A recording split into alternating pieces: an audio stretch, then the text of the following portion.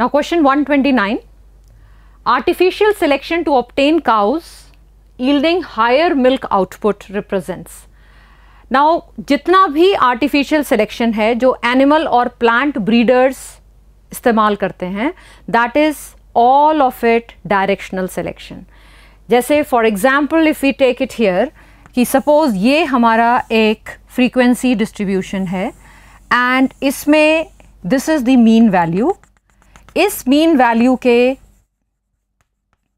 एक तरफ एक एक्सट्रीम्स हैं और दूसरी तरफ दूसरे एक्सट्रीम्स हैं.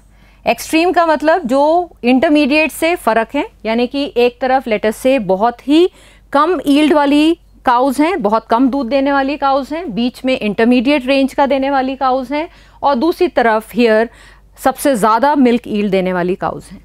तो ऑफ कोर्स ह्यूमंस चाहते हैं कि ज़्यादा प्रोडक्टिविटी हो, तो वो इन काउज़ को सिलेक्ट करते हैं और इन्हीं को अलाउ करते हैं to reproduce, so that over a period of time धीरे धीरे ये ग्राफ ऐसे शिफ्ट होगा और now we will have more population of the cows which are high milk yielding.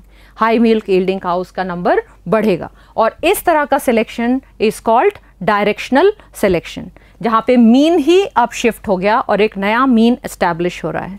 So from these options if we see there is only one option with directional selection and that is option number 2 and that would be our correct answer. So with this we can move on to question 130.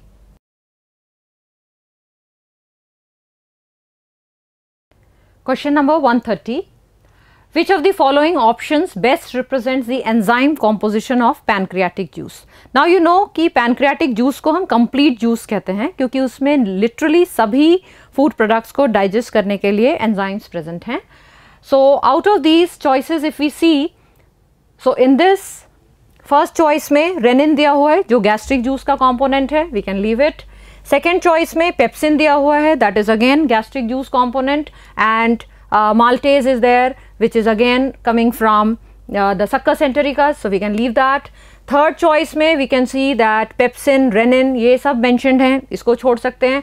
If we see this fourth choice we'll find there is a lipase, pancreatic lipase जिसको हम steapsin भी कहते हैं, amylase is there, trypsinogen, pro-carboxypeptidase, ये सब के सब pancreatic juice में present हैं. So that makes the right answer, that is the fourth option. So let's move to question 131.